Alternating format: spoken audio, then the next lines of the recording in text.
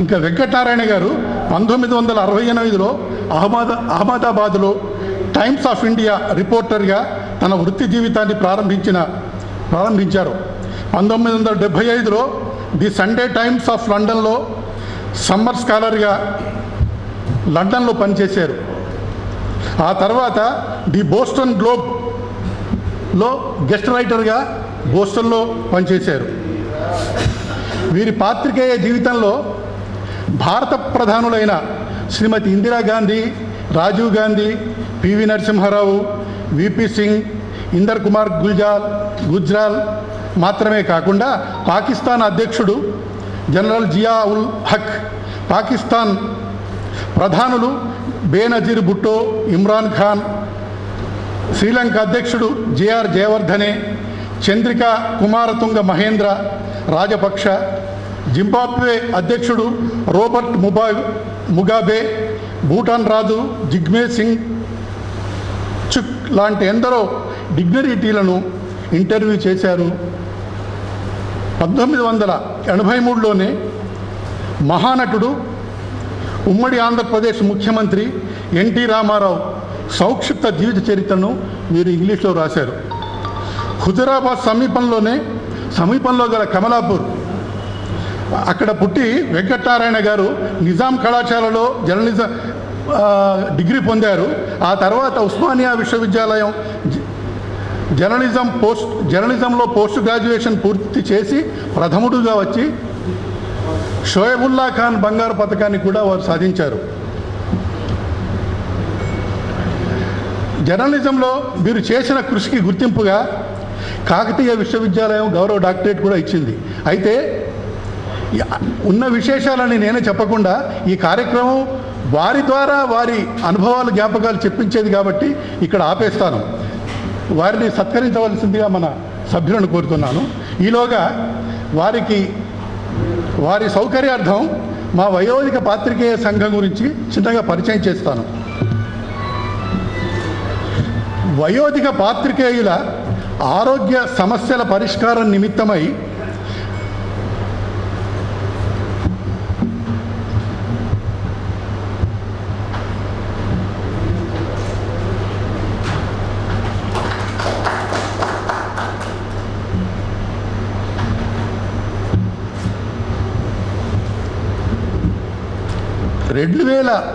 December మాసంలో దివంగత journalist Mallik నేతృత్వంలో కొందరు పాత్రికేయులు సమావేశమై చర్చించి 60 సంవత్సరాల వయసు, 20 సంవత్సరాల పూర్తికాల పాత్రికేయ వృత్తిలో అనుభవం ఉన్నవారిని సభ్యులుగా చేర్చుకోవాలని తీర్మానించి జిఎస్ వరదాచారి గారి అధ్యక్షతన ఈ సంస్థను ఏర్పాటు చేయడం జరిగింది. వయోధిక పాత్రికేయుల ఆరోగ్య సమస్యల పరిష్కారం నిమిత్తమై అప్పుడు సమాచార శాఖ కమిషనర్లుగా ఉన్న ఉన్నతాధికారులతో చర్చించి అప్పటి ముఖ్యమంత్రి డాక్టర్ వైఎస్ రాజశేఖర రెడ్డి దృష్టికి తీసుకువెళ్ళడం జరిగింది. కొంతకాలంలోనే రాజశేఖర రెడ్డి గారు రాజీవ్ ఆరోగ్యశ్రీ పథకంలో పదవీ విరమణ చేసిన జర్నలిస్టులు, వర్కింగ్ జర్నలిస్టులకు చేర్చి వారు ఆరోగ్యశ్రీని అమలు చేశారు. ఈ పథకం కొంతకాలం అమలు జరిగింది, కానీ కొంతకాలంగా కొంత కుంటినడక నడుస్తుంది. అంటే తొలుత కేవలం వయోధిక జర్నలిస్టుల ఆరోగ్య సమస్యల నిమిత్తమై మాత్రమే ఏర్పాటైన ఈ సంస్థ ఆ సమస్య పరిష్కారంతో ప్రెస్ అక్రిడియేషన్లు, బస్సు రైలు పాసులు, ప్రయాణాల కోసం ఇవన్నీ కూడా సాధించగలిగాం. ఇంకా ఏమి చేస్తే బాగుంటుంది? సంస్థలో అందరూ పదవి విరమణ చేసిన జర్నలిస్టులు ఉన్నప్పటికీ రచనలు చేస్తున్నవారు, క్రియాశీలంగా వ్యవహరిస్తున్నవారు కూడా చాలామంది ఉన్నారు. వారి సేవలను ఉపయోగించుకోవాలని భావించి రాబోయే తరం వారికి ఉపకరించే కార్యక్రమాలు ఏమైనా చేపట్టాలని తీర్మానించడం జరిగింది. దాదాపు 2-3 ఏళ్ల కాలం కృషి చేసి దాదాపు 1200 మంది, అంటే దీంట్లో వైతాళికులు, కీర్తిశేషులు, ఇప్పుడు వర్ధమాన జర్నలిస్టులు అందరూ కలిసి వారి తాలూకు సమాచారాన్ని, ఫోటోలను సేకరించాము. ఆ సమాచారాన్ని మన పాత్రికేయ వెలుగులు అని తెలుగులో, the legends of fourth estate శీర్షికన ఇంగ్లీష్లో 2 పుస్తకాలు వేశాము. ఇది భారీగా ఖర్చు అయింది. అయితే శాంతా బయోటెక్నిక్స్ అధినేత అయిన వరప్రసాద్ రెడ్డి మా ప్రణాళికను చూసి మేము అడగకుండానే ₹1,00,000 విరాళం ఇచ్చాడు. దాంతో మేము ఈ పుస్తకాన్ని రంగుల్లో 222 పేజీలు విస్తరించిన ఈ గ్రంథాన్ని లోగడ తెలుగులో కానీ ఇతర భాషల్లో కూడా ఒక రాష్ట్రంలో ఇలాంటి గ్రంథం వచ్చి ఉండదు. దాన్ని ముద్రించాము, దాన్ని ఘనంగా ఆవిష్కరించాము. మార్కెటింగ్కి కూడా దాంట్లో రోషయ్య గారు, అప్పుడు స్పీకర్గా ఉన్న మనోహర్ గారు, అక్కినే నాగేశ్వరరావు గారు, డాక్టర్ నారాయణ రెడ్డి లాంటివి వచ్చారు. అవి హాట్ కేక్స్ లాగా అమ్ముడిపోయారు, ఒక పుస్తకం కూడా లేకుండా. ఆ డబ్బు వచ్చింది. మళ్ళీ ఏం చేద్దాం, మళ్ళీ ఒక క్వశ్చన్ మార్క్. అయితే యువకులకు పనికొచ్చే కార్యక్రమాలు, పుస్తకాలు వేద్దామని తీర్మానించి వరుసగా దాదాపు గత 15 సంవత్సరాలుగా మేము 20 పుస్తకాలు వేసాము. 20 పుస్తకాలు బహుశా మన రాష్ట్రంలో కాదు, ఏ జర్నలిస్టుల సంస్థ వేసి ఉండదు. దానితో పాటు యువ జర్నలిస్టులకు, ఆ తర్వాతి తరం వారికి కూడా పనికొచ్చే విధంగా ఉండాలని అనుభవాలు జ్ఞాపకాలు అని ఒక ఉపన్యాస పరంపరను, అంటే 70 దాటిన వాళ్ళు, 80లో ఉన్నవాళ్ళతో మేము ఒకటి ఏర్పాటు చేశాము. వారి ఉపన్యాసాన్ని దాదాపు గంట సేపు వారిని మాట్లాడించి, ఆ ఉపన్యాసాన్ని రాతపూర్వకంగా కూడా తీసుకుని అందరినీ కలిపి ఒక గ్రంథంగా తేవాలని మా ఆశయం. ఇప్పటి వరకు ఈ సిరీస్లో 7 మాట్లాడారు. ఎంఎస్ శర్మ గారితో ప్రారంభించాం. అప్పుడు ఆయన 90 సంవత్సరాల యువకుడు. అప్పుడు ఆయన చాలా ఉత్సాహంగా వచ్చి మాట్లాడినారు. ఆ తర్వాత ఈ మధ్య కొంత కుంటుపడింది ఈ కార్యక్రమం. మళ్ళీ 7వ వారిగా ఇవాళ మన వెంకట్ నారాయణ గారిని మేము ఆహ్వానించాము. వారి ఉపన్యాసం కూడా మేము మళ్ళీ రాయించి, వారు మాట్లాడితే వాళ్ళు ఇంగ్లీష్లో మాట్లాడినా తెలుగులో మాట్లాడినా పర్వాలేదు, దాన్ని రాయించి అందరి ఉపన్యాసాలతో అనుభవాలు జ్ఞాపకాలు గ్రంథాన్ని త్వరలో ప్రచురిస్తాము. ఈ అనుభవాలు జ్ఞాపకాలు అన్నది సుప్రసిద్ధ రచయిత శ్రీపాద సుబ్రహ్మణ్య శాస్త్రి గారి జీవిత చరిత్రకు ఆయన పెట్టుకున్న పేరు. మనకు తెలుగులో ఉన్న జీవిత చరిత్రలో అమూల్యమైంది ఈ సుబ్రహ్మణ్య శాస్త్రి గారి జీవిత చరిత్ర. అదే పేరును మా ఉపన్యాస పరంపరకు కూడా మేము పెట్టుకున్నాము. ఇప్పుడు ఆయన గురించి ఆయనే చెబుతారు కాబట్టి ఎక్కువ చెప్పకుండా ఈనాడు మనకు అధ్యక్షులుగా ఉన్న రామచంద్రమూర్తి గారిని, ఆ తర్వాత నారాయణ గారిని వారి శుభాకాంక్షలు తెలిపి ఆ తర్వాత వారి ప్రసంగం ప్రారంభిస్తారని కోరుతుంది. ఇప్పుడు వెంకటనారాయణ గారిని సత్కరించాలని నవీన్ కుమార్ వచ్చాడు. ఆయన్ని వేదిక మీదకి ఆహ్వానిస్తున్నాను.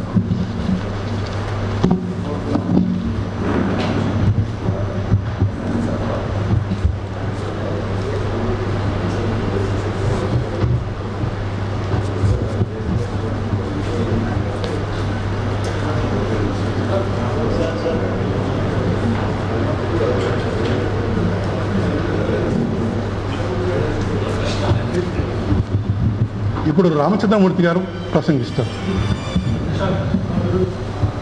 తర్వాత అది ఆయన ప్రసంగం చేసేప్పుడు.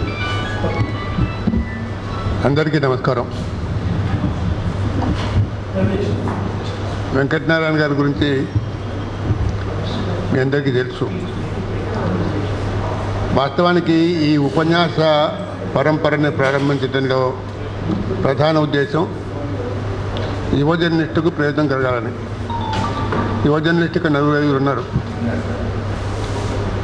అయ్యా లక్ష్మణరావు గారు, ఈ కార్యక్రమం గురించి మీరు principals of Eenadu journalism school, Sakshi journalism school, Andhrajyothi journalism school చెప్తే, అట్లాగే ఇక్కడ కేశవ మెమోరియల్లో ఉంది సుబ్రహ్మణ్యం గారి, ఇది ఉమామహేశ్వర గారి నాయకత్వంలో రచన స్కూల్ చెప్తే వాళ్ళ స్టూడెంట్స్ వస్తే బాగుంటుంది, వాళ్ళకి ప్రయోజనం ఉంటుంది. అంటే మొత్తం అందరూ వైదికులు ఉన్నారు, వైదికులు కాబట్టి మీకు వెంకటనారాయణ గురించి చెప్పక్కర్లేదు. వెంకటనారాయణ గారు is the only journalist in the world perhaps who has interviewed so many heads of states, queens, kings, presidents, prime ministers. ఒక 50 మందిని 60 మందిని ఇంటర్వ్యూ చేసే అవకాశం వెంకటనారాయణ గారికి వచ్చింది. ఇకాక in his early 30s he was executive editor of India today. India టుడేకి executive ఎడిటర్గా ఉండగా మనం ఇప్పుడు చాలా గొప్పగా చెప్పుకునే ఎన్డీటీవీ వ్యవస్థాపకుడు ఆయన్ని సెఫాలజిస్ట్గా నియమించిన ఘనత కూడా వెంకటనారాయణ గారి. ప్రణయరాయని ఇంకొక అతన్ని ఇద్దరిని సెఫాలజిస్ట్గా నియమించి సర్వే చేయమని చెప్పింది కూడా వెంకటనారాయణ గారే. అంతకంటే ముఖ్యంగా 1977లో భారతదేశ గవర్నమెంట్ ఏర్పడిన తర్వాత అది 2 ఏళ్లలో చరణ్ సింగ్ గవర్నమెంట్ కూడా అయిపోయిన తర్వాత ఎన్నికలు వచ్చినప్పుడు మొత్తం దేశం అంతా జరిగి ఇందిరాగాంధీతో కలిసి ఆమె విమానంలో ప్రయాణం చేసి ఆమె దగ్గర ఆమె కాళ్ళ దగ్గర గొంతు కూర్చొని ప్రశ్నించి ఇంటర్వ్యూ చేసి ఇందిరాగాంధీ గెలవబోతున్నారని ఘంటాపథంగా చెప్పిన జర్నలిస్టు వెంకటనారాయణ గారు. అంటే ఒక 40 ఏళ్ల క్రితం ఒక పతాక స్థాయిలో పనిచేసిన వ్యక్తితో మనం ఈరోజు ఉన్నాం. ఆయన అనుభవాలు వినబోతున్నాం. ఆయన చెప్తారు కాబట్టి నేను ఎక్కువ చెప్పను.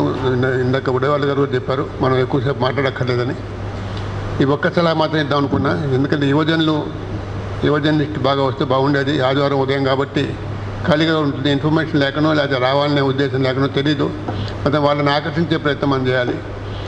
వాళ్ళకే ఎక్కువ లాభం. ఇప్పుడు వెంకటనారాయణ గారు మాట్లాడితే వింటే ఇన్స్పైర్ కావాల్సింది వాళ్ళే. మనం ఇన్స్పైర్ చేసేది అనేది ఇప్పుడు ఈ వయసులో చేసే అవకాశం ఉన్న వాళ్ళు యువ జర్నలిస్ట్ని వచ్చి వాళ్ళని ఆకర్షించే ప్రయత్నం చేయవలసిందిగా కోరుతూ ధన్యవాదాలు.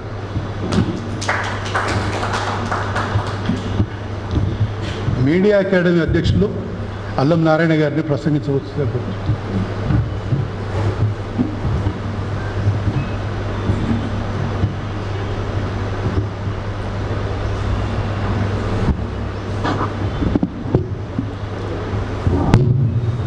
ఎస్ వెంకటనారాయణ గారిది మేము ఆయన మొత్తం వృత్తి అనుభవంలో సగం కూడా లేని వాళ్ళం. జీవగడ్డ అని ఒక చిన్న పత్రిక పెట్టినప్పుడు దాంట్లో ఎల్లలు దాటిన జిల్లా వెలుగులని మేము ఒక కాలం పెట్టినాం. ఇప్పుడు ఆ ఎల్లలు దాటిన జిల్లా వెలుగులలో ఎస్ వెంకటనారాయణ గురించి రాసినాం.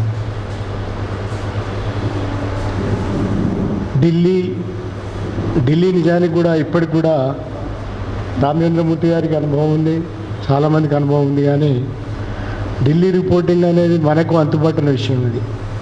కానీ అక్కడ గెలిచి ఒక పత్రికా సంపాదకులై చాలామందిని అంటే ఇందిరాగాంధీతో సహా కావచ్చు చాలామందిని ఇంటర్వ్యూ చేసి తనకంటూ జర్నలిజంలో ఒక ముద్ర వేసుకున్న ఎస్ వెంకటనారాయణ గారి అనుభవాలు జ్ఞాపకాలు సమావేశం పెట్టినందుకు ముందు వయోధిక పాత్రికేయ సంఘానికి కృతజ్ఞతలు, అభినందనలు.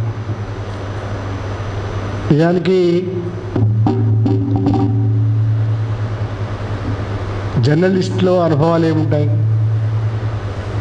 నిన్ననే మన రామచంద్రమూర్తి గారు ఒక ఇంటర్వ్యూ చూసినాం. చెప్పుకుంటే చాలా ఉంటాయి. చక్రధర్ గారు కూడా అప్పుడప్పుడు రాస్తూ ఉంటారు. చాలా చర్చలు కూడా జరుగుతుంటాయి చక్రధర్ గారు రాసిన దాని మీద. చాలా అనుభవాలు ఉంటాయి కానీ మనం చెప్పుకోం. అమర్ కూడా ఏదో సంకల్పం అయితే ఉన్నదని చెప్తున్నాడు. అనుభవాలు, మన అనుభవాలు ఇతరులకి ఉపయోగపడే అనుభవాలుగా ఉన్నప్పుడు తప్పనిసరిగా దీనికి ఒక గొప్ప విలువ వచ్చే అవకాశం ఉంది. జర్నలిజం దాదాపుగా 25 ఏళ్ళ వయసులో ఆయన జర్నలిజంలోకి వచ్చినారు. అది కూడా ఒక కమలాపూర్ లాంటి ప్రాంతం. దానికి ఇక్కడ జర్నలిజానికి సంబంధించిన మూలాలు కానీ జర్నలిజానికి సంబంధించిన వాతావరణం కానీ ఉన్న ప్రాంతమేమి కాదు. ఆయన పుట్టిన ఊరు కమలాపూర్.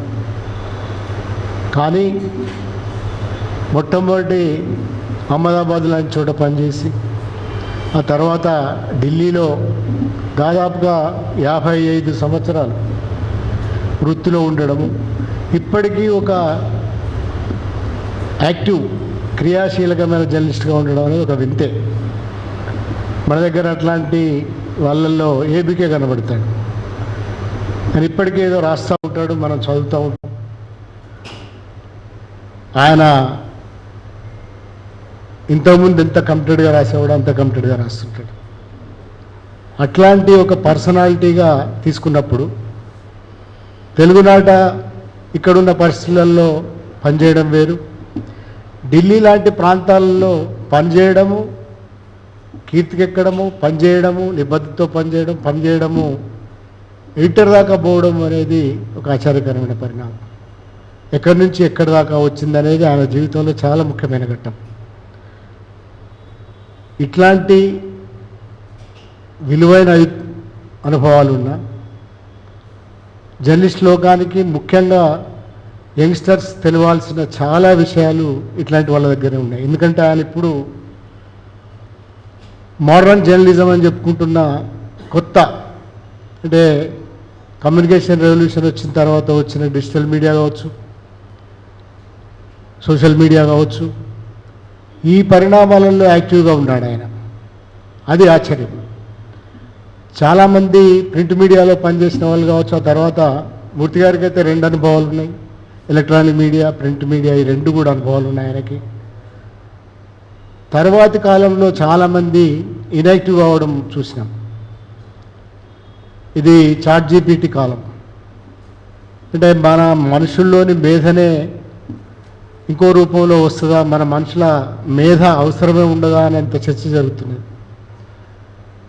చాట్ జీపీటీ యుగంలో, డిజిటల్ యుగంలో మనం చాలా సవాళ్ళను ఎదుర్కోవాల్సి ఉన్నది అనేది అర్థమవుతూ ఉన్న కాలం.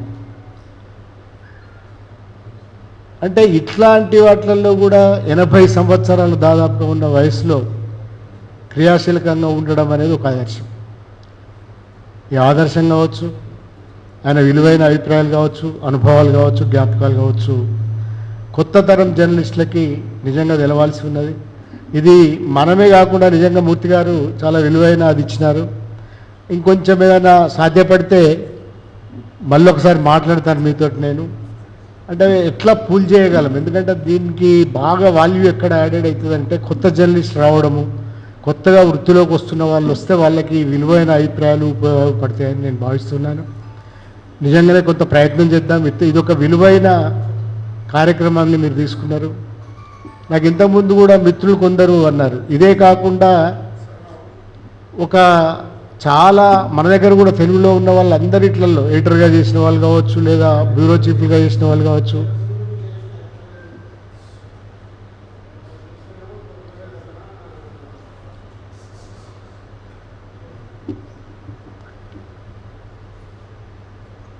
అయితే ఇవన్నీ కూడా కొంచెం ఇంకా చేసి భవిష్యత్తులో చేద్దాం. నేను కూడా మీకు నాకు వీలైనంత వరకు సహకరిస్తాను. తప్పనిసరిగా ఈ కార్యక్రమాన్ని విజయవంతం చేయాలని కోరుకుంటూ ఎస్ వెంకట నారాయణ గారికి ఆల్ ది వే ఢిల్లీ నుంచి వచ్చి ఈ కార్యక్రమంలో పాల్గొంటున్నందుకు కృతజ్ఞతలు తెలియజేస్తూ సెలవు. Thank you. ఇప్పుడు మనం ఎదురు చూస్తున్న కార్యక్రమం ప్రారంభం కానుంది. వారు మొదట తమ గురించి తాము కొంత ప్రసంగించిన తర్వాత ఎవరైనా ప్రశ్నలు అడిగితే సమాధానాలు చెప్తారు. అంతకుముందు వారికి ముందు సత్కారం.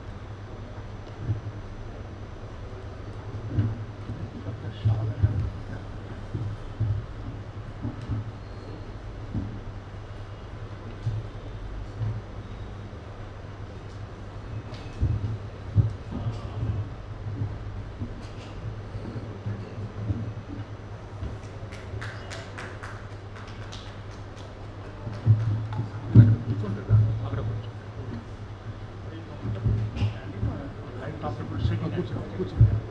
ఇది మైక్ అక్కడ పెట్టింది సార్.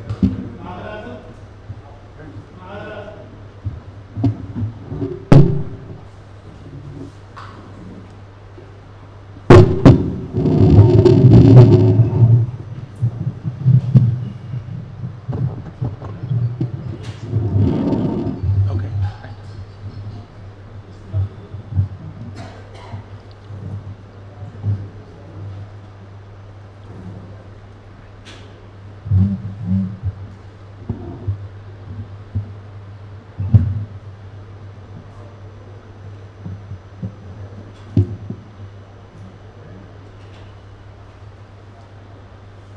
వేదికను అలంకరించిన మిత్రులకు తర్వాత మీరందరికీ నమస్కారం.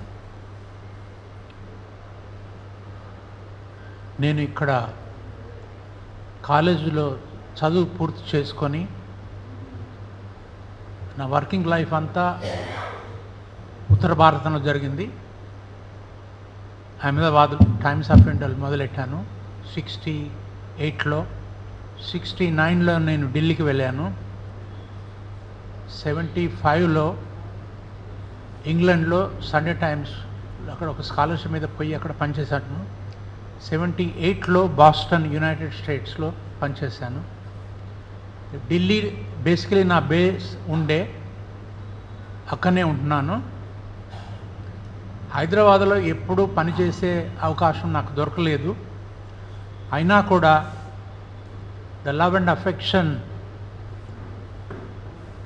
people at large and journalist community in particular show towards me overwhelms me, and I am grateful for that. I am not really used to talking about myself because that would be seen as immodest, so I am more comfortable discussing my life with all of you. Murthy garu has known me for a long time, Narayan garu kudanu, so let them ask me some questions and then I'll respond to them. I think that is a better way of telling you something about my life and sharing my experiences. So may I now request Murthy garu and Narayan garu to shoot questions at me, and I'll tell you my life story by answering those questions. Thank you. How did you become a journalist? Who inspired you? It all began in my village, Kamalapuram. I was a student in Jilla Parishad High School. I was in class 9 or I don't remember now. I used to write letters to the editor of newspapers, Andhra Jyoti and Andhra Bhumi. I used to write buy a postcard for half an hour, 1 hour, I don't remember, and scribble, you know, some complaint saying that in my village the post office is not functioning properly, or the police station does not exist. It's a village of 10,000 people and we need security, so we demand that a police station should be installed there, or the post office is not big enough, or a bus which normally should stop at the bus stand does not stop, it goes and stops 200 meters away from that, so elderly people, children have a problem running and catching the bus. All, you know, small issues that affect people in villages. I used to write letters to the editor, and 3-4 days later those letters used to appear in the newspaper. Then a school magazine was started in my village school called Gautami. Then they were looking for an editor and they announced an essay writing competition, and whoever writes the best essay would be made the editor. So then when they held the essay writing competition, I also took part in that and I wrote the essay. I can't remember what the subject was. This was nearly 60 years ago. So 2-3 days later, one of the teachers said, we found your essay the best, you will be the editor. So I said, but I don't know anything about being an editor, what do I have to do? Then they said, you write some articles or poems and then we'll publish them. We'll also ask the students, other students also, to contribute to the magazine. So that is how I began writing articles, and I even wrote some poems. And some of my friends who used to read my letters to the editor in the Telugu papers, they would come up and say, we want to see our names also in print. So why don't you write an article and give it to us and print it in my name, that kind of stuff. So the whole magazine was full of articles and poems written by me, but they would appear in the names of different friends of mine, So after the magazine was started, I think for 2 or 3 years, I was still in school till I finished class 10 at that point of time. I continued to be the editor. Then I went to Nizam College to do my pre-university, PUC they used to call in those days. So once I came to Hyderabad, I began writing letters instead of Telugu in English and sent them to the Deccan Chronicle. And they used to publish those letters in the Chronicle. Then after I finished my graduation with English, French, politics and economics, I was trying to figure out what to do. So some friends said, well, you have a flair for writing, why don't you become a journalist? I said, what do I have to do for that? They said, there is a department of journalism in the Usmania University, and go and see, they admit students once a year, and they have an admission paper. You have to sit for an exam, and then if you qualify, then they select you, and then you spend a year doing a course for postgraduate degree in journalism called BJ, Bachelor of Journalism. So one day I went to the Arts College. S.A. Govindarajan was the head of the department at that point of time. Yeah, that's right. So then I went and wrote their entrance test. Then I went to spend my summer vacation with a brother of mine who used to live in Ooty. After a month I came back and went to see what is happening. I went to see the list of people who have been selected to do the course, and I saw my name on top of the list. So I was happy. Then I joined the course. We used to have a magazine called Usmania Courier. It's a fortnightly issue. I don't know if it's still coming out or not. Then we used to edit that publication by turns and interview people who came to visit the university or students who came from abroad and that sort of thing. And so that is how I got interested in journalism and began my career. Then what happened? Where did you join? Okay. So after I finished my BJ course, I was waiting for the results, and UNI used to be headed by D. Sitaram in those days. And so I said, I finished my exams, I'm waiting for results to come. He said, you come and work in our office and see how a news agency operates. Then he used to take me to the assembly. Once Mrs. Gandhi, Indira Gandhi came to inaugurate the Nagarjuna Sagar project, so I also went along with a bunch of journalists who went from here to Nagarjuna Sagar. Then at that time, the Press Institute of India ran some kind of workshop for journalists in Hyderabad at the working journalists office near Bashir Bagh. So since I finished my exams, I was curious about journalism, and then I went and attended all those classes and took active interest in the proceedings. So after this, the workshop was over, Chanchal Sarkar, who was the director of the Press Institute of India, came up to me and took my address. I didn't know why he took it, but anyway, I gave them my address. Then he went away to Delhi, and then I went home. Then Govindarajan was the head of the department. I think by then the results had come. I stood first in the university and won the Shobiullah Khan gold medal. They also had a competition named after Kasa Subbarao. Yes, it used to be the best article published while you are a student of journalism. Then they would give a prize, a cash award of 100 rupees. It was started by Vaman Rao Garu, who used to work for the Hindu in those days. So that year, an article I wrote on George Bernard Shaw and published in the Chronicle received, it was judged as the best article published by a student. So that year, apart from the gold medal, that one also I won. So when I went to Govindarajan and said, I need to work, I need a job, can you help? He said, one of my contemporaries in Vijayawada, he is a news editor, I don't remember his name, Krishna Swami, Rangaswamy, whatever, Rangaswamy, okay, yeah. So he said, you take this letter and go and see him in Vijayawada.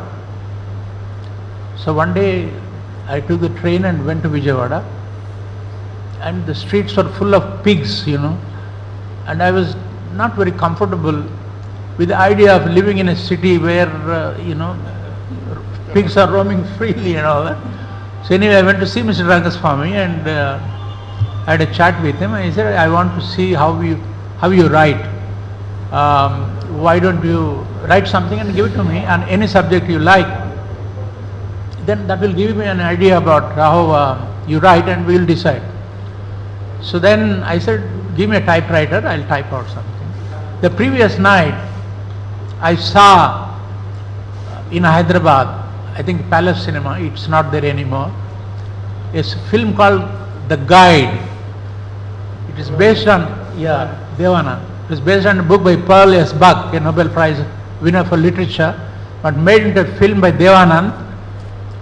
He plays the hero, Wahida Rahman the heroine, and his brother Vijay Anand was the director. So I wrote a 500-word review of that film, and I said, so the guide was actually written by R.K. Narayan, I beg your pardon, R.K. Narayan, the famous writer, the guide. So I ended that article by saying that if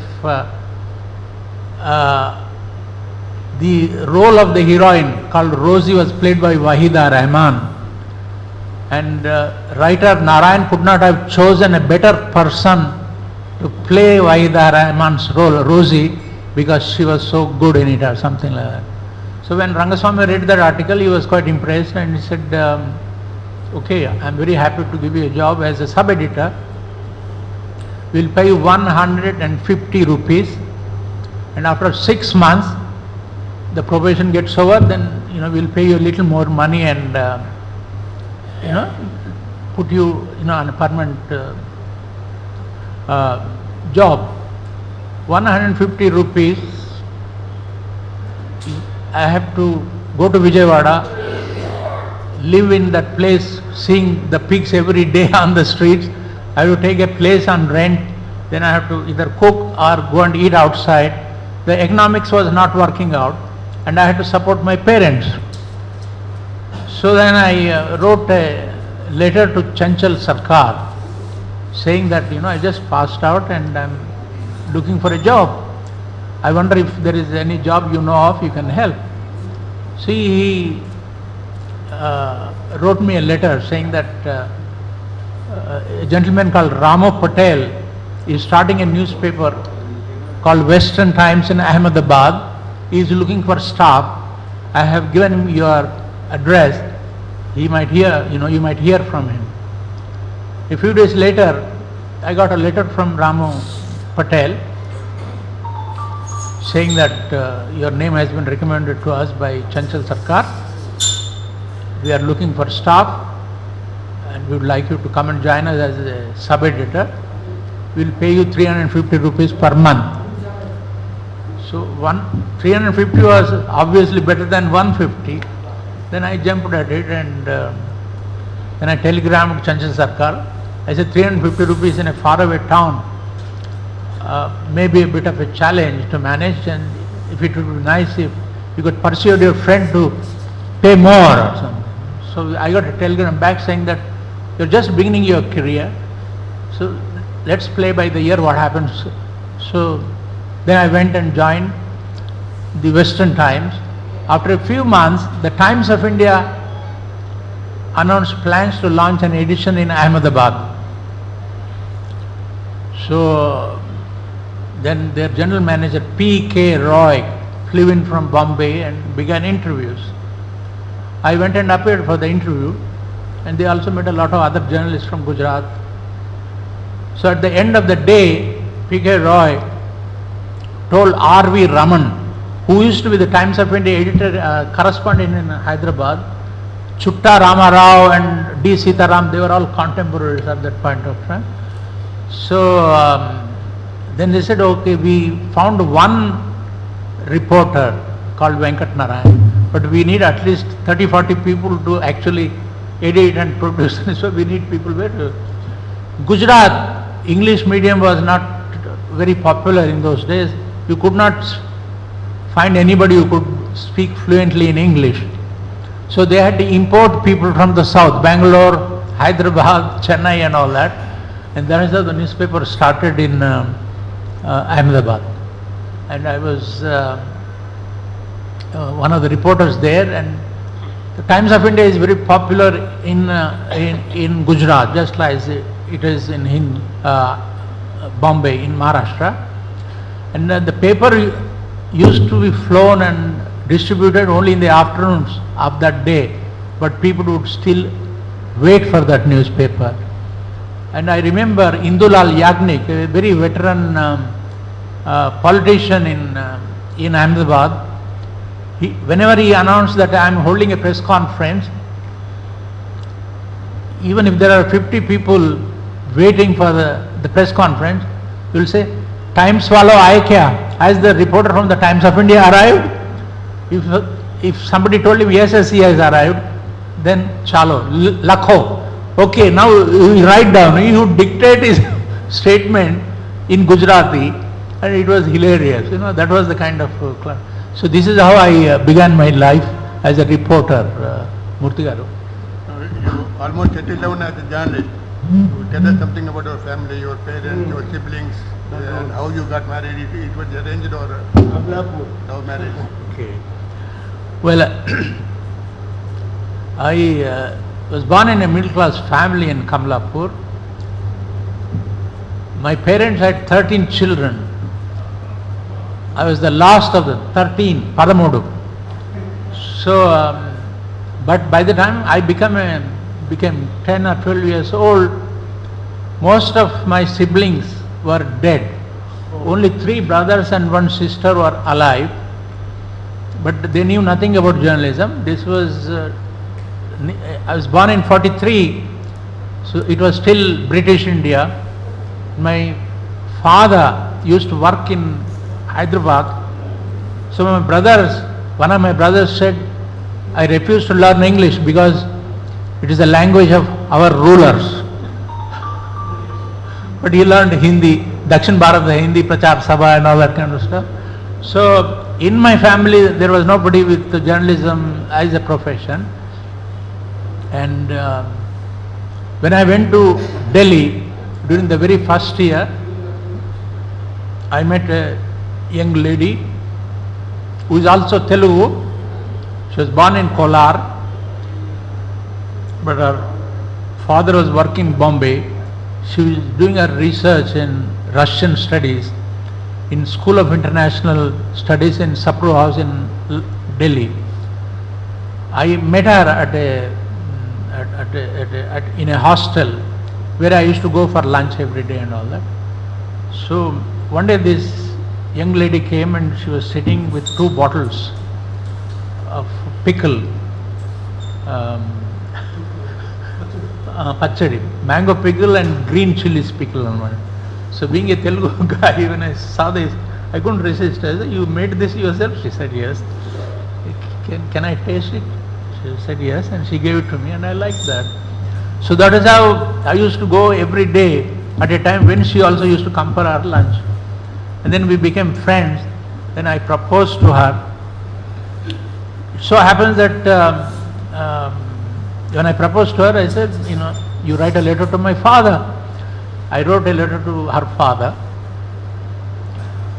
And, given that I was making only 400 rupees, he was a chartered accountant and father of 2 daughters, and he didn't know anything about me, so I never got a reply. So when I told this young lady, I said, I didn't get a reply from your father. So she said, write one more letter. I wrote a second letter, no response. So then again she suggested, after a month, you write one more letter. If you don't, my father does not reply, then we'll go ahead and get married, have a civil marriage. I said, okay. So that's what I did. There was no response from the third letter also. So we went ahead and got married and had a civil marriage. It so happened that she was a Brahmin. But I don't think religion had anything to do, the caste had anything to do with it. And I was born in a Padmashali family, but caste never mattered in my life till today. Only when I come to Telangana, people talk about communities, caste and all that. Yesterday they had nobody asked me my caste in India today, nobody asked me in the Times of India or London Times or Boston Globe. So I feel very upset when I come to Telangana. People still talk about caste, and politics is dominated by caste, not just in Telangana, all over the country and all that. But I chose a profession where, at least in Delhi, caste does not matter, and my merit is what gave me jobs. And I never went looking for jobs. I always got the jobs, and I'm grateful to God for that. What was his experience during emergency? Where were you and what were you doing? So happened that I got the Sunday Times summer scholarship. There is a story behind that. Sir Harold Evans, who was editor of the Sunday Times, it was during his time that the Sunday Times was rated as one of the 10 great newspapers in the world. I was working in the Press Institute, where we used to get the London papers, the Observer and the Sunday Times and the Economist. I used to read all those papers very carefully.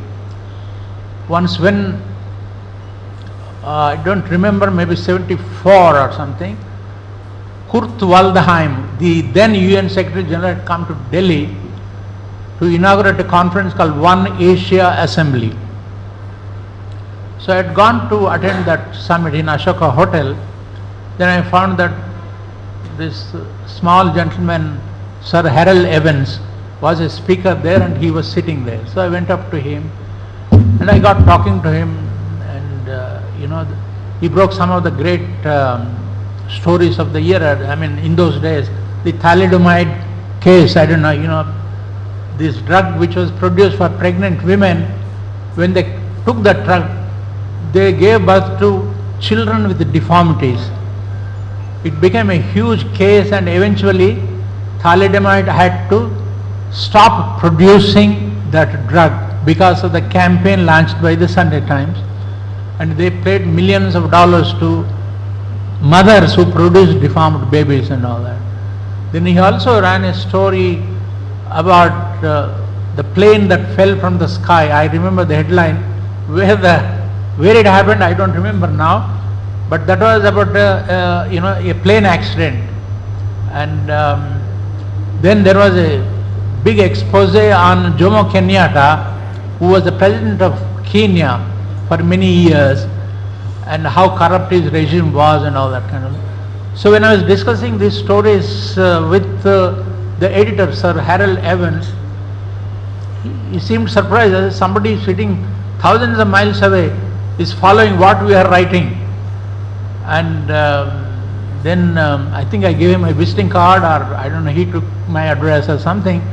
A month after that, I got a letter from the Sunday Times from his secretary saying that my editor says he met you and he asked me to write to you.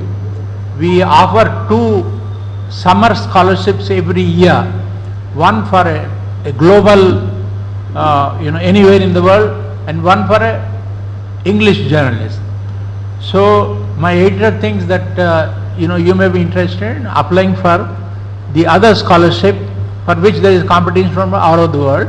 If you are interested, please send your articles and your biodata for consideration. So I said, global competition, that's a bit of a challenge. Anyway, let me try my luck. So I sent some of my clippings and my biodata.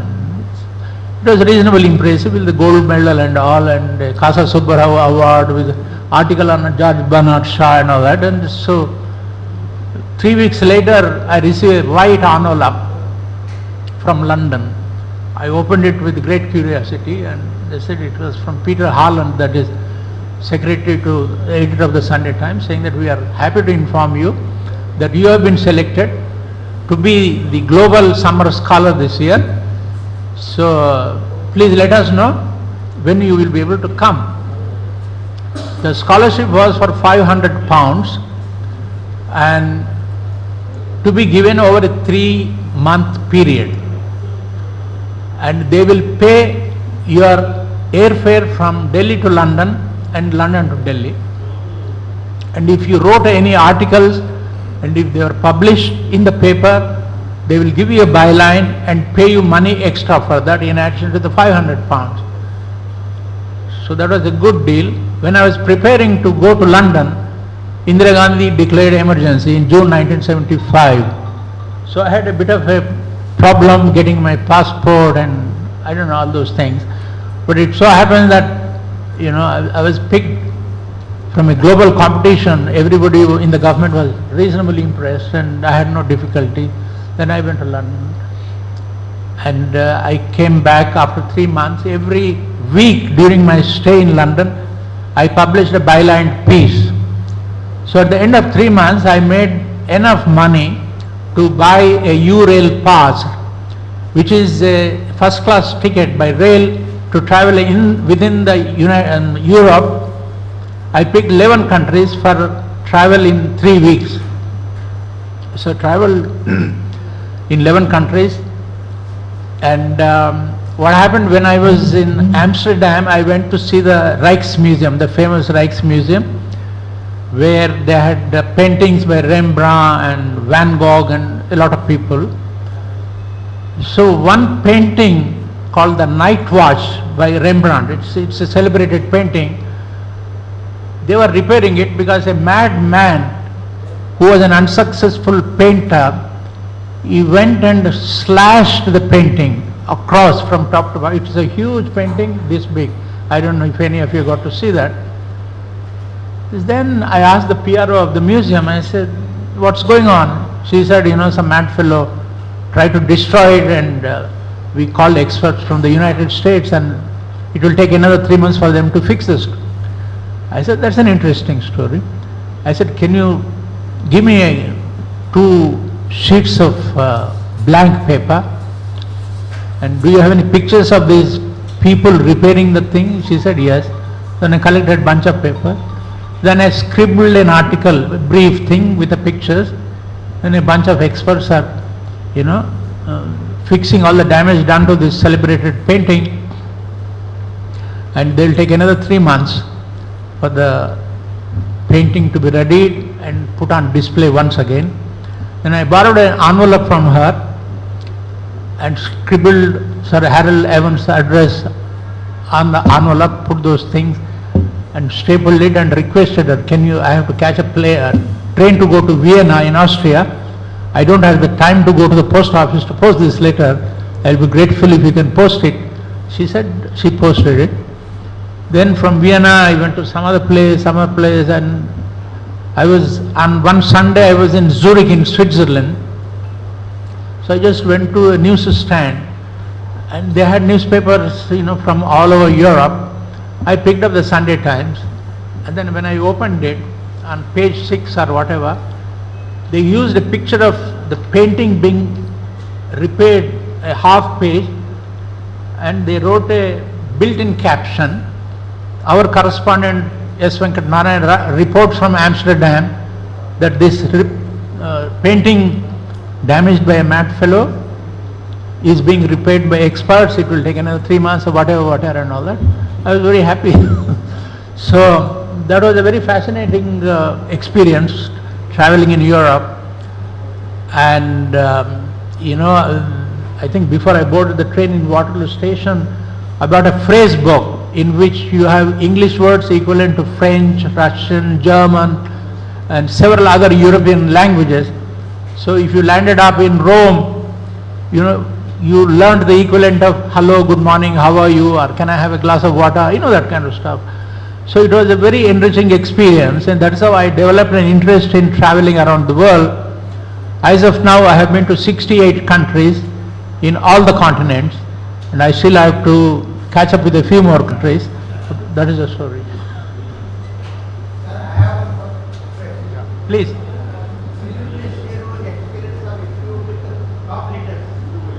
I didn't get it.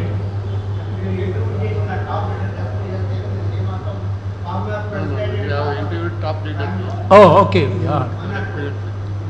Oh, experiences. It's very fascinating.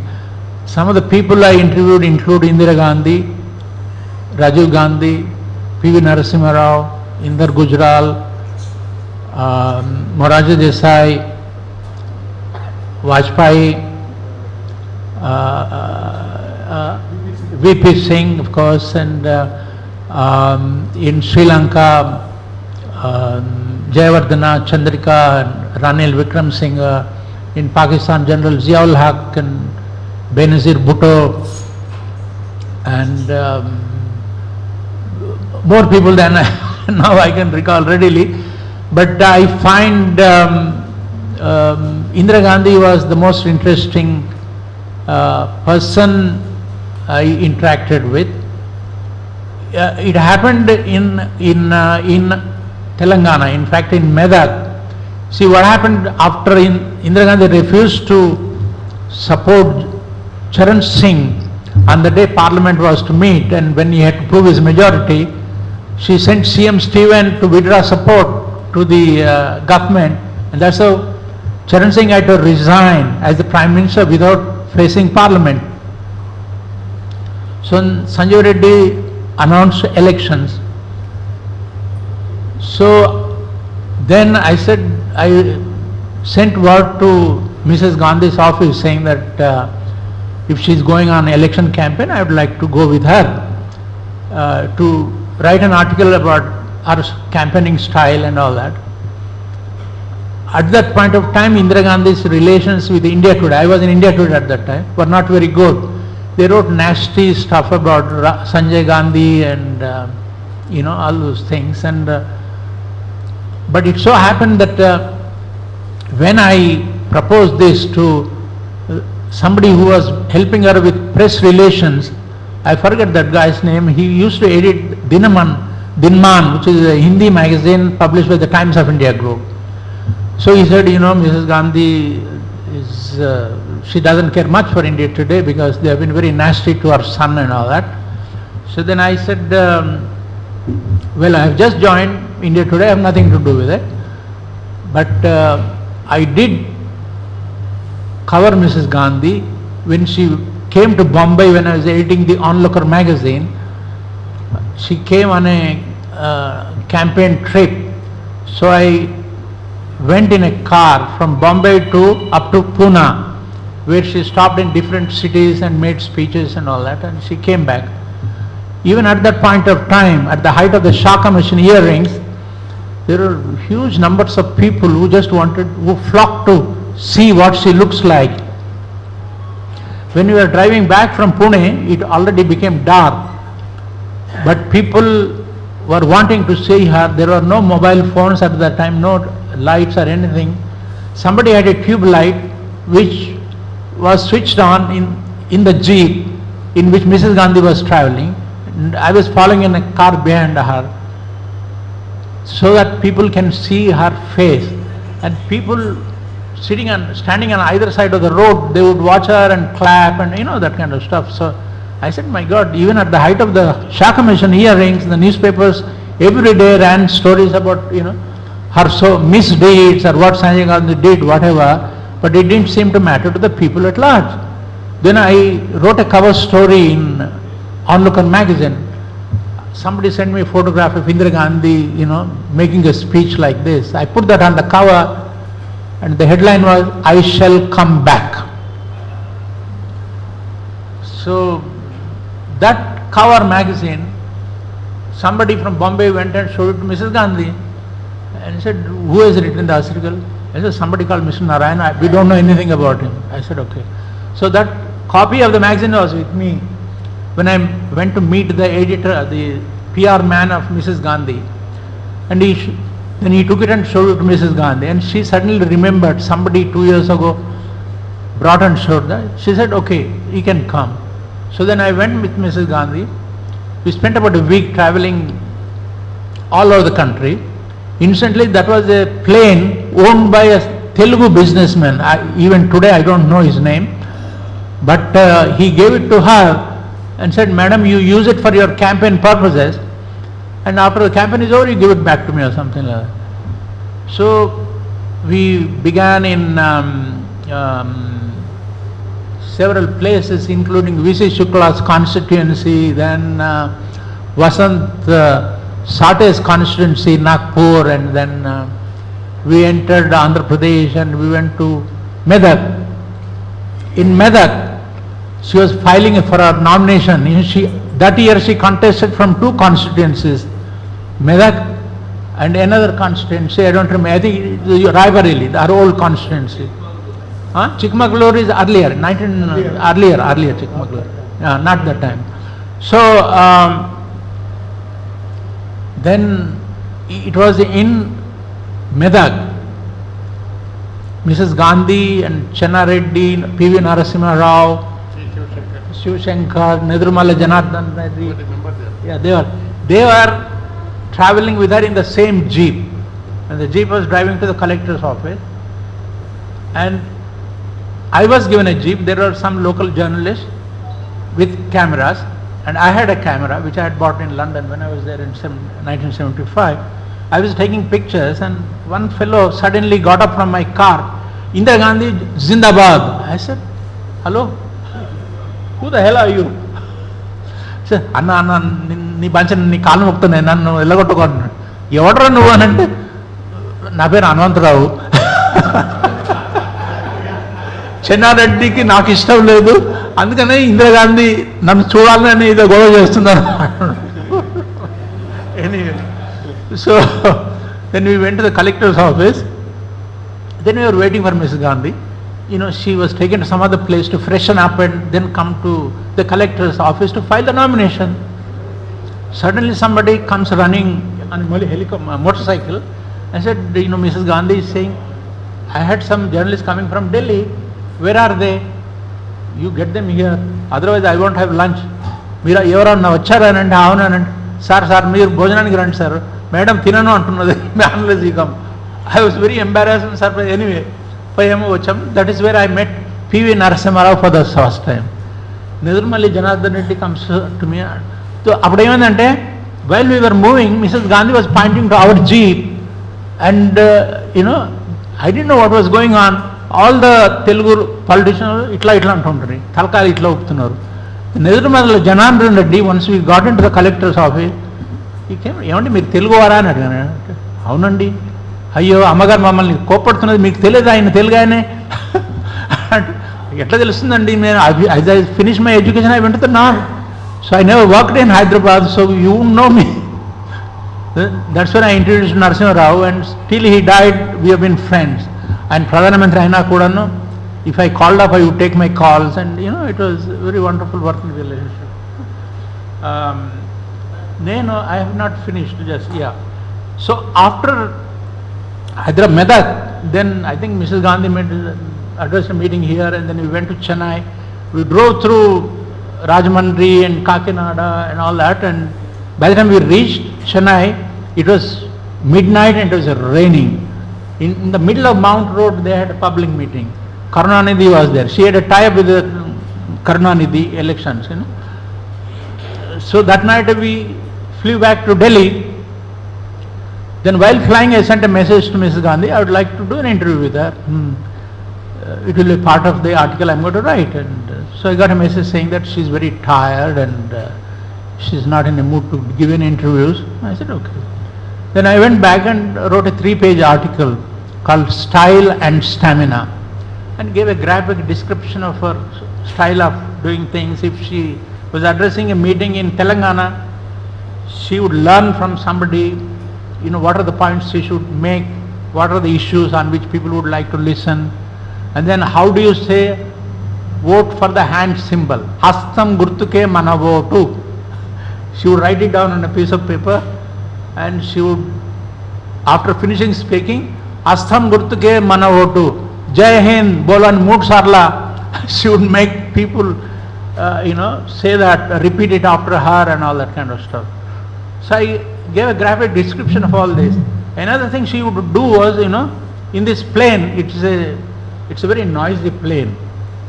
So next to the pilot's cabin, they created a small cabin, like first class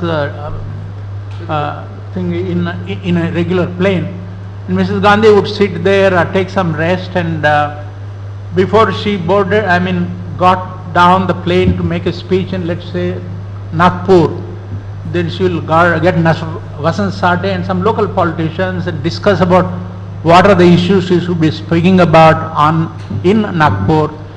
And then she would make the speech and say what to say in Marathi, how to say Asam Gurtuke Mana Votu, that kind of, and how before she went, she would finish visiting the washroom, and she would carry milk mixed with haldi in a bottle, and she would drink that to protect her throat, because in course of a day she would make dozens of speeches in different parts of this, so that gontu bongupokodu atla anamata. So it was very interesting, and most people didn't know all these things, but I wrote about all this, giving a graphic description of all this, and I ended it with one paragraph in which I said there are only 3 examples of leaders who enjoyed the admiration of their people, but they fell foul of they became unpopular, and they came back to power, and each one of them came back to power. It took them more than 10 years. Winston Churchill, Napoleon Bonaparte, and Charles de Gaulle. But this tiny lady called Indira Gandhi is going to stage a comeback in 30 months flat, and that surely is a world record. Exclamation mark, end of the paragraph, end of the story. When that story appeared, it caused a sensation in the country. Mrs. Gandhi was campaigning in Bengal. When she came back to Calcutta on her way to fly back to Delhi, somebody took this article of mine and showed it to her. And she read it, and she asked everybody in the plane traveling with her to read it. So next morning, we were planning, we used to have an editorial meeting, we were planning the next issue. In the next issue, the opinion poll results were to be published. That was the first opinion poll to be held in the country, all over the country, and it was going to be done by Pranay Roy, Ashok Lahiri, and there, I forget, a chap who is a Parsi gentleman based in Bombay. All the 3 of them used to do opinion polls and discussions on NDTV for several years. I can't, it will come to me. Anyway, so then I get a call. My secretary comes and says, we were sitting in the editorial meeting planning what to do, what publish. And she said, there is a call for you. And I said, from where? Take a message. No, it is from Indira Gandhi's office and somebody wants to speak to him. I said, take a message, I'll return the call. So Arun Puri, who is the editor and owner, they said, oh, if it's Indira Gandhi's this thing, no, Venkat, you go and take the call. Then I picked up the phone and somebody comes on the line and I said, hello. They said, hello, my name is Yashpal Kapoor, तो नाम तो सुना ही होगा आप। ऐसे भैया आपका नाम कौन सुना नहीं सुना होगा, आपके मेहरबानी से तो she was unseated in Raebareli election campaign, you know. So I didn't say that to him at that time. So he said, Indira ji ने कहा कि आपको थैंक यू बोलो। I said क्यों? नहीं, अब किसी ने भी नहीं लिखा, किसी के पास इतना हिम्मत नहीं थी कि वो चुनाव में जीत के आने वाली है, और आपने लिखा इतना जबरदस्त मैच जीतने वाली, इसके लिए तो दम होता है। ऐसे हो सकता है, लेकिन मैं ये भी लिख सकता था अगर मुझे ऐसा लगा कि वो हारने वाली है, you know, she could lose, I would have written that also. वो अलग बात है, लेकिन Mrs Gandhi said thank you, you know, please convey my thanks to her. I said, that's very gracious of her, thank you very much. I was about to put the phone down. He said, Venkat ji, Indira ji कह रहे थे कि आप उनसे मिलना चाहते थे, interview करना चाहते थे, लेकिन she was very tired. I said, हाँ, क्या आप अभी भी इंटरव्यू करना चाहते हैं? I said, इंदिरा गांधी को कौन पत्रकार मना करेगा यार? Which journalist will say no to an interview with Indira Gandhi? He said, आप 2 घंटे में टेक्निकल एरिया पालम एयरपोर्ट आ पाएंगे कि हम कानपुर जा रहे हैं, we are going to Kanpur. Mrs Gandhi was campaigning in that area, that this private plane which the Telugu businessman gave, we are going to Kanpur, so you come and join us. Next morning she will go to Madhav Scindia's constituency and some other places. So on the plane, on the way, then she will give you an interview. I said, okay. Then I go and say, Arun Puri said, are we interested in interviewing Indira? He said, of course. I said, okay, get me a tape recorder. They didn't have, you know, the Sony little tape recorders in those days. So the big tape recorder, the size of a radio in those days. So they gave it to me, and then I ring up my wife and say, you know, send my shaving kit and whatever. And it was hectic in those days. So I never would have time to go for a haircut. So I ended up having hair like a Sai Baba, Satya Sai Baba, you know. So then we went and slept in the night in Kanpur in some PSU hostel. It was December, a guest house, and it was cold and it was full of mosquitoes and all kinds of nonsense, so we couldn't sleep the night. In the morning when I opened the shaving kit, my wife could not find the blade. You know. It was an unshaven this thing, and I used to use a brush to comb my hair because a regular comb would not do the job. She could not find that also. So my hair was like this, unshaven face. But saving grace was I had put on a suit which I had bought in London. I put that on with this huge tape recorder. I board the plane.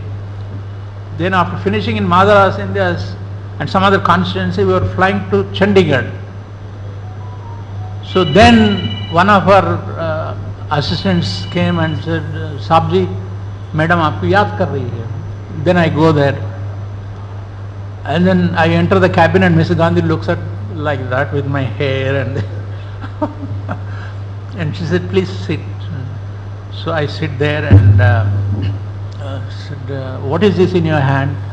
I said, this is a tape recorder. So, oh, I don't think this will work, she said. I said, why, ma'am? Okay, and if you think that I'll misquote you, I give you an undertaking, I will not misquote you. As soon as you finish talking, I'll go and scribble my notes, so you don't worry on that front. No, I was just joking. Then shoot. So my first question was, Madam, I think what I saw during your week-long travels with you, you know, I saw that, you know, people are with you, you're going to come back, win the election, and congratulations in advance. But what are you going to do with people who gave you a bad name during the emergency, like your own son and Vidyacharan Shukla? Mrs. Gandhi, like all parents, was very fond of her children, and she didn't like Sanjay Gandhi being teamed up with V.C. Shukla and all that, and Avida brow became like the wrinkles. Then, but she controlled her irritation and put on a smile and said, you know, I'm not an astrologer. Election is still a few weeks ago. So let us away. So let us see what happens in the election, then I'll see what happens. So Then we landed in Delhi. Because she was a nobody at that point of time. She was, so our plane was parked way back in the technical area, and we were waiting for a ladder so that we could get down the plane. And it took 10 minutes, 15 minutes, 20 minutes. Then Mrs. Gandhi goes to the exit and says, Yashpal, idhar aao. This fellow goes running. Haji, so bhai, ये फासला कितना है? No, what is the depth? What is the distance from here to the ground? He said, Madam, 2-3 गज तो होगा. अच्छा चलो मैं खुद के चली जाऊंगी क्योंकि लोग मुझे मेरे लिए इंतजार कर रहे हैं. जब लैडर आएगा आप लोग आ जाना. And she jumped from the plane to the ground, and she kept walking so briskly. It was amazing. None of us could believe that. Anyway, I mean that was the story. So I waited for the ladder, and my vehicle came. I went and drove straight to my office, typed the interview, went home. It was past midnight, and around 5 o'clock the bell rings. And I said, who the hell is disturbing me at this point of time? When I opened it, there was a courier from the Thompson Press in Haryana carrying a printed copy of India Today, which contains my interview with Indira Gandhi and also the results of the opinion poll we were conducted, which had predicted that Mrs. Gandhi was going to win with an absolute majority.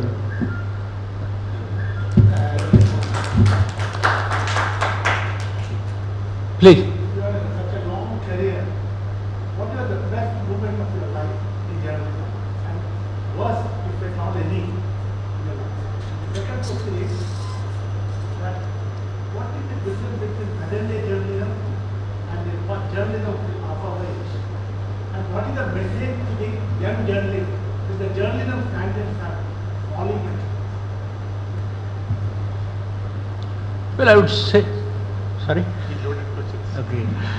Yeah, I think it was a golden era of journalism when I was active in the profession, and nobody ever had the guts to approach me and say, why did you write this, or why don't you write this, and that kind of stuff. And I didn't know what fear meant. I did not, neither the editor Arun Puri nor anybody ever said, Venkat, don't write like this, write like this. I just wrote what I believed in, and same thing happened during the NTR thing. I don't know how many of you are aware of the fact that when Mrs. Gandhi sacked Bhavanam Venkatram and made Kotla chief minister, I said they had an absolute majority in the legislative assembly. Why is Mrs. Gandhi sacking people? Channa Reddy out, Anjaya was out, and Bhavanam, and then Kotla. So I said I want to go to Andhra and do a story, and that's how I came to Hyderabad. Then went and met a lot of people, and N.T. Ramarao had just floated his party a few months before that, maybe 6 months before I actually went, and some gentleman called Yelimanchili Shivaji, he was a politician from Guntur. I met him one of those meetings. I said I would like to meet NTR. She said, I know that gentleman, I'll take you. So then I go and to the Ramakrishna studio, and he was sitting there with a huge statue of Lord Ganesha at the back, and then I had an hour-long interview with him, taped. And I was very impressed by his campaigning and what he wants to do for Andhra Pradesh, and he had a hold, because I think all the Hindu gods he has played in his movies, And my first exposure to an NTR film was Venkateshwara Mahatyam in Huzurabad. Huzurabad is about 15-20 kilometers from Hyderabad, Kamalapuram. I was a student. We would hire a cycle, double savari.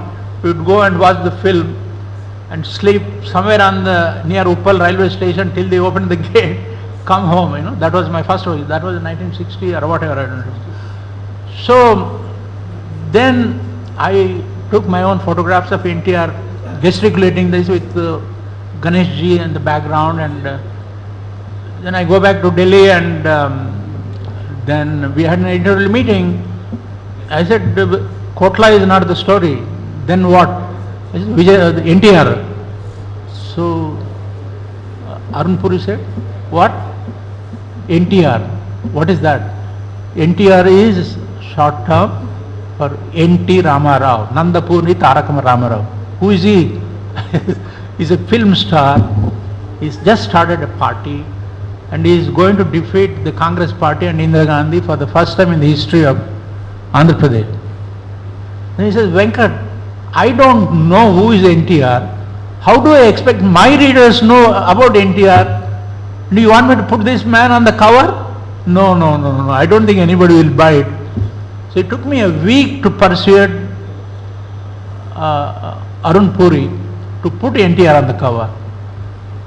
So I did a longish piece about NTR and how we started the party, this and that. I ended it with one paragraph saying, barring a miracle, the next Chief Minister of Andhra Pradesh will be a film star turned politician called Nandamori Taraka Ramarao, NTR in bracket. And when that issue appeared, that was when people outside of the non-Telugu speaking areas came to know about NTR. And then elections were held. India Today conducted an opinion poll, and India Today poll, which was conducted 3 weeks before the actual election, predicted that, yes. So, but that did not happen. Then I told Arun Puri, listen, people, N.T. Ramarao is carpet bombing, going to every village practically, and Eenadu is publishing his pictures of bathing by the well and Neil Nethi మీద పోసుకుంటున్నాడు, road మీద తింటున్నాడు అదంతాను. So he is winning people. Wherever he goes, people of that area will vote for him. So 3 weeks before the election, this opinion poll was held, but by then he had not covered certain parts.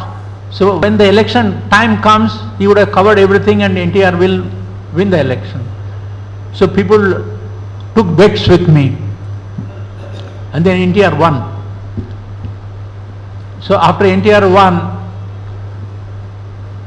then I came to interview him.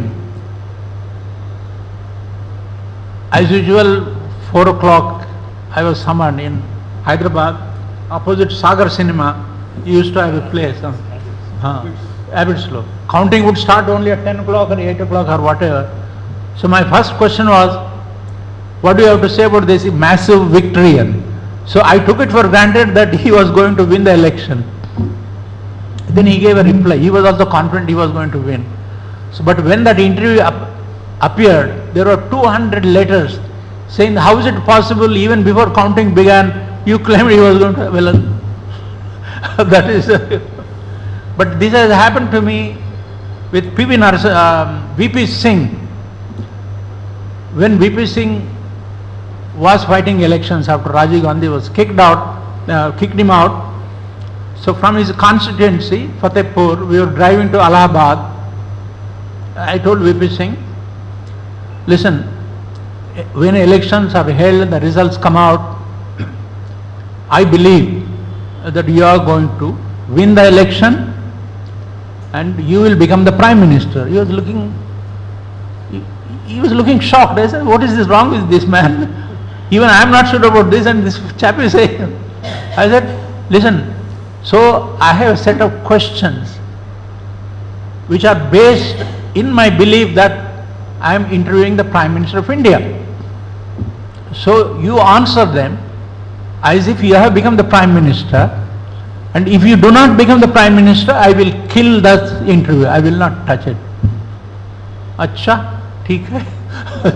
Then he said, then I started it. So then I transcribed the interview, sent it to all my papers, Khalij Times in Dubai and Arab News in Jeddah, the Muslim in Islamabad, the Island in Colombo. I used to do a lot of work. So I instructed them, please wait till you hear from me. If VP Singh is sworn in as the Prime Minister, only then you will publish this interview. So that's precisely what happened. I was present in the Central Hall of Parliament. Chandrasekhar proposes Devilal's name. They will all say, no, I am withdrawing in favor of VP Singh. Then immediately after I got out of the center, I'll send a message to all these papers, yes, now you can publish the interview and all that. So it was, I did a lot of other things in the neighborhood also. It happened with Benazir Bhutto and Sheikh Mujib's daughter, and in Sri Lanka also. I met the LTT leader Prabhakaran 6 times. And there's several people who said, write about your meetings with Prabhakaran, about Sri Lanka. In Sri Lanka, I write for a newspaper for more than 40 years now. And when I arrived at the Sri Lanka airport and present my passport to the immigration counter, that fellow looks at my name and, sir, welcome to Sri Lanka. We read your articles in the island and all. So it has been a very interesting kind of experience. You can't count me as among the millionaires of newspaper industry, but it has been a very satisfying life, and నాకు నేను ఒక తలవంచని వీరునిలాగా అనుకుంటాను, and I'm grateful to you. Thank you.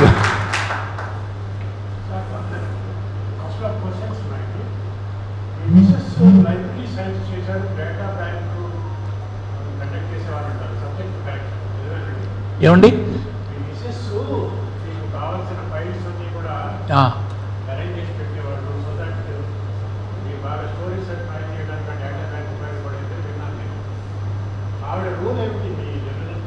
Well, people say that there is a woman behind every successful man. I would like to give credit to my wife. She used to take control, look after my library. Even today, I buy about 8 English language newspapers. I read each one of them and mark clippings. I maintain clippings on 1,000 files. Once when the London Times correspondent came to visit my place and he saw my clippings library, he said, Venkat, you can publish a newspaper. In those days, pre-Google era, I had information on my fingertips on any subject, and I never opened my mouth without studying a subject. If I am going to interview somebody, in those days, and then I would go to Sapro's library and read from Encyclopedia Britannica and other reference material. So if I was talking to the president of Bangladesh, he said, oh my God, you know so much about my country, please come and see my country physically. I would get invited like that. So she played a very important role in my life. Unfortunately, I lost her 25 years ago.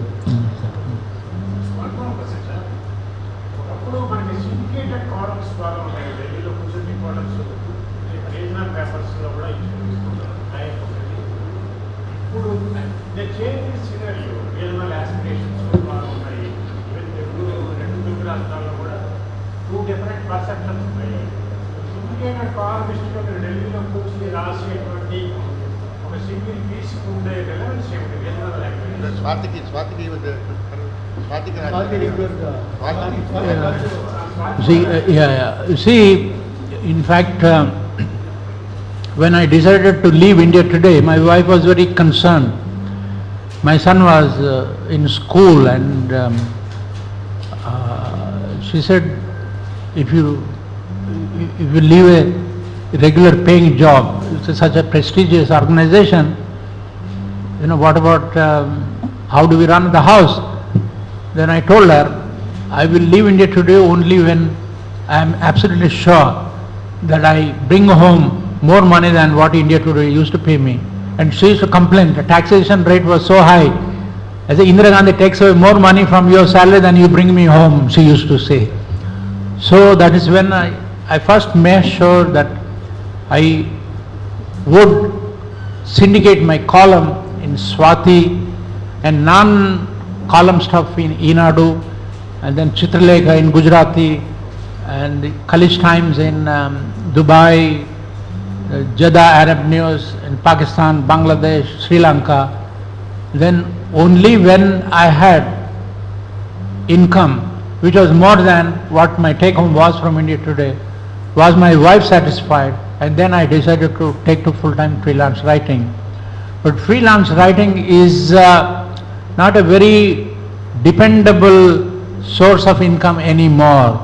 There is a time Khushwant Singh used to syndicate his columns. There was a time when Kuldeep Nair used to syndicate his column. There was a time I also used to write. But today I don't know if syndicated journalism is any beneficial or if it is working out. Language newspapers are very poor paymasters. Once Khushwant Singh told me, my column appears in 200 papers, but even 10 of them don't pay me money.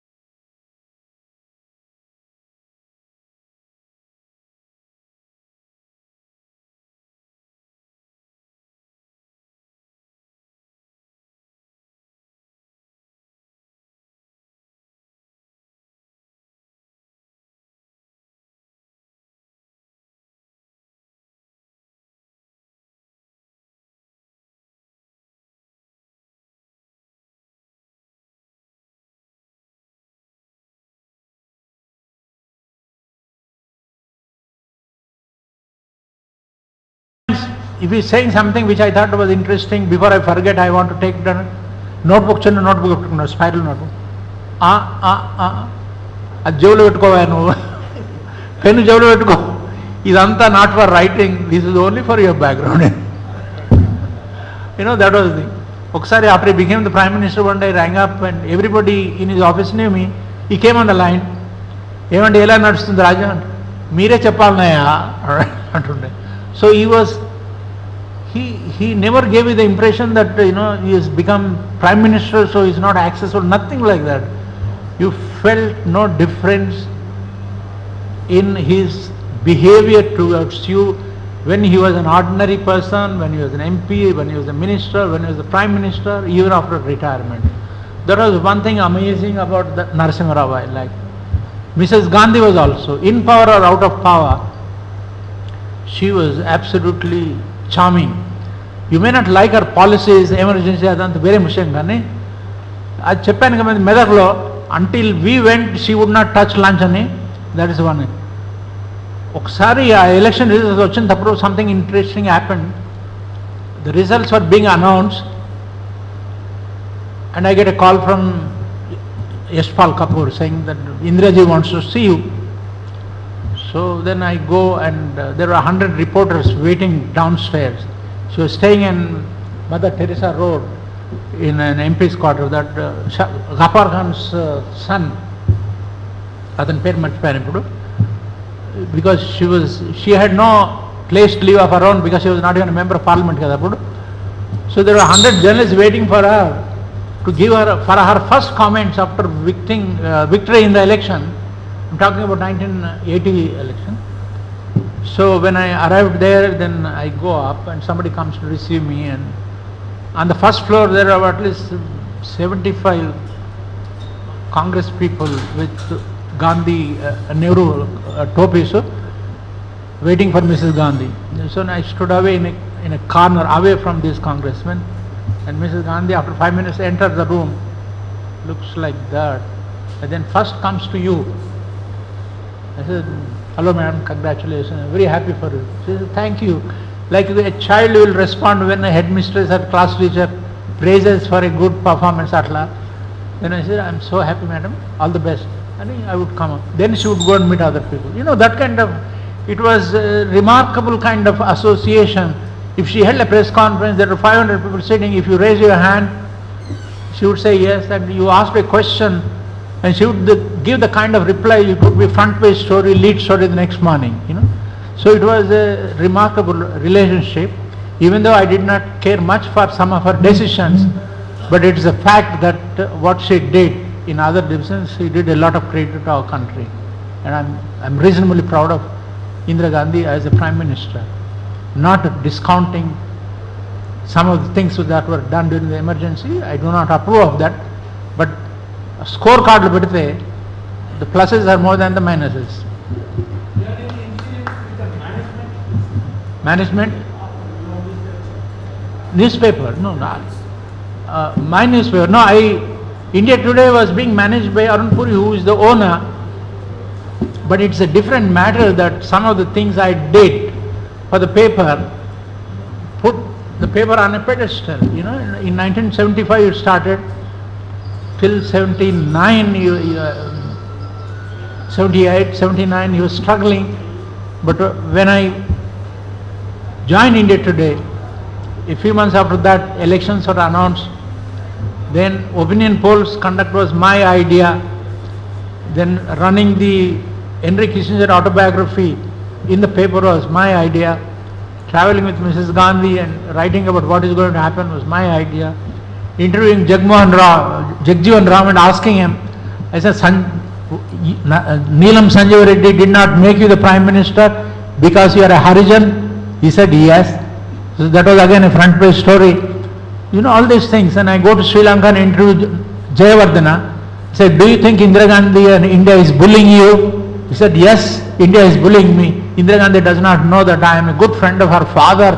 I used to attend all the Congress party sessions, and that figured in the parliament. Oh, we had a gala time one day. It was wonderful. It was wonderful. I'm very happy about my life as a journalist. and proud of it. Thank you. చెప్పండి. Political power structures దగ్గరలో పోయారు కదా, ఈ good officers ఉపయోగించి తెలుగు స్టేట్స్కి కానీ లేకపోతే contract ఇప్పించడం కానీ ఈ పోస్ట్ని చూసుకుని ఏదైనా జరిగిందా? ఎన్జిఓకి ఏదైనా ఫండ్స్ ఇప్పించడం కానీ వాటర్ ప్రాజెక్ట్ కానీ ఇట్లాంటివి ఏమైనా మీకు తెలియదు ఉన్నాయా? కూర్చోండి. Now that you asked this question, most people don't know I am from Andhra Pradesh. Neville Mother Janabhas discovered after Indira Gandhi wanted to know that I am from here. ఒకసారి ఏమైందంటే విజ్ఞాన్ భవన్లో some conference, NAM conference or something was happening, and there were about in a big hall before the conference starts in Vigyan Bhavan. We were all standing. Mrs. Gandhi came, and Mrs. Gandhi was going like that, and అందరికి నమస్తే చేస్తూ నా దగ్గరకు వచ్చేసరికి ఒక నిమిషం ఆగింది అక్కడ. She asked me how are you, how is your family, అది అని. She spent maybe 45 seconds. That was more time than she spent with other people, you see. So when I exited and walking towards my car, one man comes running. Sir, మీరు తెలుగు వారానంటే అవునండి అంటే, madam మీకు బాగా పరిచయం ఉన్నట్టున్నదంటే అట్లా ఏం లేదండి, it's a professional. అసలు నా పేరండి చంద్రశేఖర్ రెడ్డి, నేను దక్షిణ క్రాంతికల్ పేపర్ నడిపిస్తాను, రాజ్యసభ కోసం ప్రయత్నం చేస్తున్నాను, can you put in a word to me? I said sorry, I don't involve myself in all this. So as a matter of policy, people with whom I have a professional relationship, once they become a minister or prime minister or something, I keep my distance. I don't go to them for anything at all. Jaipal Reddy కూడా అదే అన్నాడు, ఏమైనా ఒక్కసారి కూడా రావు మా ఇంటికి అంటే, ఎందుకు రావాలండి, నేను I don't need anything from you, because I'm happy being a journalist. My brand value may be, I don't know, maybe only in imagination. I may not have crores of rupees in my account, but I don't need the money. What the hell do I know? I'm happy. ఎవడి ముందట తల వంచకుండా గౌరవంతో గర్వంగా జీవించడమే నా జీవిత ఉద్దేశము, అంతకంటే ఇంకేమీ వద్దు. Thank you. అయ్యా లేదు, నేను Telugu with great difficulty mobile ఫోన్లో తెలుగు స్క్రిప్ట్లో నమస్కారము, థ్యాంక్ యూ, అది అట్లాంటివి నేర్చాను. బట్ నేను తెలుగులో మాట్లాడడం కూడా ఇలాంటి ఏరియాస్లో I hesitate, because I'm out of touch with the language for the last 50 odd years. ఢిల్లీకి పోయిన తర్వాత I read English papers, Telugu పత్రికలు ఎక్కువ I don't have the time, because my area of specialized in international affairs. So I would spend time reading the New York Times or BBC or online or something. So Telugu రాజకీయాల అనుభవం ఎక్కువ లేదు, exposure ఎక్కువ లేదు. తర్వాత I don't cover on day to day basic politics, కాబట్టి ఈ MPs కానీ తెలుగు మంత్రులు కానీ ఎవరు తెలీదు. వెంకయ్య నాయుడు మాత్రం కొంచెం కాస్త పరిచయం ఉండే, ఎందుకంటే when he was an MLA here, when NTR was టాపుల్డ్, అసెంబ్లీలో నినాదాలు వేస్తుంటే అట్లా అప్పటి నుంచి జ్ఞాపకం ఉంది అంతనే. కానీ when he was minister, vice ప్రెసిడెంట్గా అప్పుడప్పుడు ఆయన విందులు ఇస్తుంటారు, అప్పుడు I go and attend them if I'm invited, but I keep my distance and I'm happy. I can't say I'm proud, but I'm happy that I can say that I do not have any intimate relationship with any politician, not just Telugu fellows, but anybody. I keep my distance.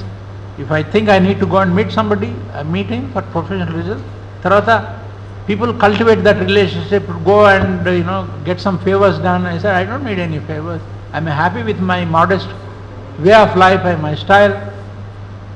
అంతనే దూరంగా ఉంటాను, హాయిగా ఉంటాను, గొడవలు ఏమి ఉండవు. అయ్యా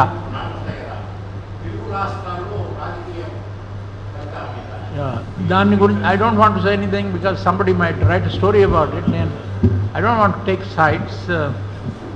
Good luck to the people of Andhra Pradesh and Telangana. Let them choose who they want.